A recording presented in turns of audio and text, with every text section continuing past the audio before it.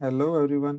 Video शुरू करने से पहले big thank you to our finance minister Nirmala Sitharaman ji, जिन्होंने आज 8th consecutive year budget present किया और इनकम टैक्स स्लैब में बहुत बड़ा बदलाव लाया ताकि मिडिल क्लास लोगों को टैक्स एक बर्डन ना लगे। तो चलिए आज का ये वीडियो शुरू करते हैं, जहां पर हम देखेंगे क्या चेंजेस आए हैं फाइनेंशियल ईयर 25-26 में डायरेक्ट टैक्स से रिलेटेड। सबसे बड़ा बदलाव न्यू टैक्स रिजिम के टैक्स स्लैब में इस बार कर दिया गया है, जिससे आपको 12 लाख रुपए तक की इनकम पर कोई भी टैक्स नहीं देना होगा। तो जो नए टैक्स स्लैब से है वो इस तरह से है। 0 to 4 लाख तक अब आपको कोई भी टैक्स नहीं देना है। 4 to 8 लाख तक 5%, 8 to 12 लाख तक 10%, 12 to 16 लाख तक 15%, 16 to 20 लाख तक 20%, 20 to 24 lakhs तक 25% एंड अबव 24 lakhs 30% टैक्स आपको देना पड़ेगा। तो बेसिक एग्जाम्पशन लिमिट जो है वो तो हमारी 4 lakhs ही हुई है। तो फिर 12 लाख की इनकम पर हमें किस तरह से टैक्स नहीं देना होगा? तो इसका जवाब है कि आपको जो रिबेट मिलता था अंडर सेक्शन 87A, उसमें बदलाव किया गया है, जिससे आपकी 12 लाख रुपए तक की इनकम जो है वो उस पर आपको अब टैक्स नहीं देना होगा।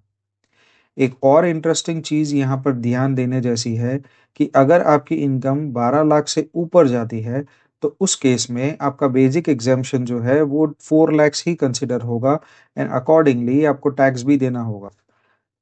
अगर आपकी सिर्फ इनकम फ्रॉम सैलरी है तो फिर आपको 12.75 lakhs तक की सैलरी पर कोई भी टैक्स नहीं देना होगा।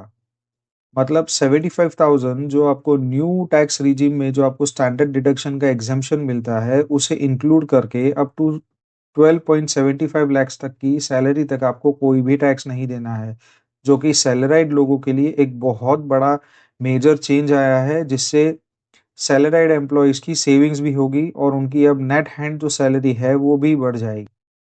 टीडीएस और टीसीएस में काफी बड़े अमेंडमेंट्स किए गए हैं।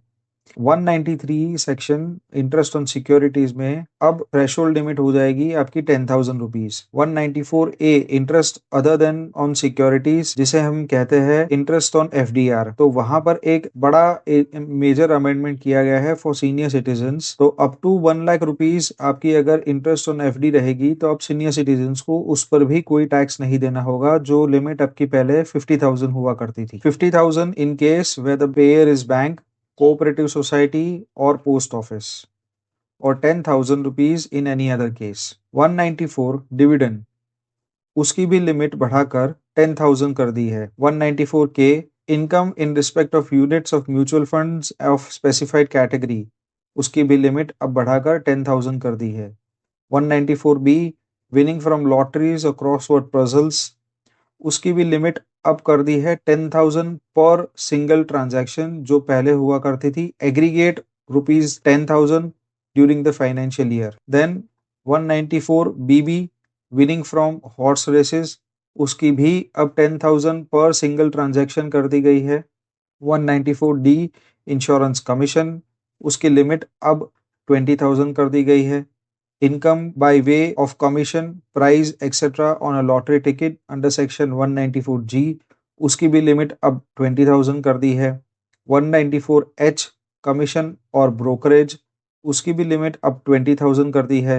194I रेंट, यहाँ पे एक बहुत बड़ा मेजर रिलीफ दिया गया है कि पहले 2,40,000 तक की आपकी रेंटल इनकम पर आपका टीडीएस कटता था, जिसकी लिमिट अब सीधी बढ़ा के ₹6 लाख कर दी है। मतलब अगर आप 50,000 रुपीज पर मंथ का रेंट इनकम आप अर्न करते हो तो उस पर भी अब आपका कोई टीडीएस नहीं कटेगा। देन 194J प्रोफेशनल जो टेक्निकल सर्विसेज देते हैं उस पे टीडीएस जो कटता था, जिसकी करंट थ्रेशोल्ड लिमिट 30,000 थी, उसे भी बढ़ाकर अब 50,000 कर दी है। 194LA income by way of enhanced compensation, उसकी भी लिमिट अब बढ़ाकर 5 लाख रुपए कर दी है। हायर टीडीएस आपका जो कटेगा, जो 20% का स्लैब था, वो सिर्फ और सिर्फ वही केस में कटेगा जहां पे आपका पैन अवेलेबल नहीं है। पहले क्या होता था कि अगर आपका पैन इनएक्टिव है या फिर आपका पैन आधार से लिंक नहीं है, तो वो केस में भी आपका हायर रेट ऑफ टीडीएस कटता था। बट यहाँ पे भी एक बड़ा मेजर रिलैक्सेशन दिया है कि अब आपका टीडीएस जो है वो सिर्फ और सिर्फ वही केस में हायर रेट पर कटा जाएगा जहां पर आपके पास पैन अवेलेबल ही नहीं होगा। अब बढ़ते हैं टीसीएस की तरफ। टीसीएस भी एक बड़ा मुद्दा था लोगों के कंप्लायंस के लिए। गवर्नमेंट ने यहाँ पे भी बहुत बड़ा मेजर रिलीफ दिया है, जो अब आपको टीसीएस ऑन सेल्स पर विद इफेक्ट फ्रॉम 1/4/2025 से आपको कोई भी टैक्स उसके ऊपर नहीं देना है। जो आपका 194Q में आपका जो टीडीएस जो कटता है, अगर वो कटा है देन इट इज सफिशिएंट। आपको टीसीएस का अब कंप्लायंस करने की जरूरत नहीं है। अगर आपने कोई भी रेमिटेंस किया है एलआरएस से, तो उसकी लिमिट पहले 7 लाख हुआ करती थी, जिसे इंक्रीज करके अब कर दी है 10 लाख रुपए। अगर आपने टीसीएस का रेमिटेंस किया है for the purpose of payment foreign education fees, आपने अगर आपके बच्चों को पढ़ने के लिए फॉरेन भेजा है, यूके भेजा है, यूएस भेजा है, कनाडा भेजा है, तो और वहां पे आपने कोई भी फाइनेंशियल इंस्टीट्यूशन से लोन लेके रखा है, तो उस केस में अब आपका टीसीएस जो है वो आप डिडक्ट नहीं होगा। तो अब आते हैं अपडेटेड रिटर्न आईटीआर यू पे। पहले आप पिछले 2 साल के ही रिटर्न भर सकते थे आईटीआर यू के थ्रू, बट अब आप पिछले 4 साल तक के आईटीआर अपने भर पाएंगे आईटीआर यू के थ्रू। तो ये एक बड़ा स्टेप रहेगा। अपने रिटर्न भरना रह गया है या आपने नहीं फाइल किया है, तो अब आप 4 पिछले साल का रिटर्न फाइल कर सकते हैं। एनएसएस अंदर आपने डिपॉजिट किया हुआ है पैसा, और उसमें से आप पैसा विड्रॉ करते हैं ऑन और आफ्टर 29 अगस्त 2024, तो वो केस में को उस पर कोई भी टैक्स नहीं देना रहे। आगे बढ़ते हैं हाउस प्रॉपर्टी पे।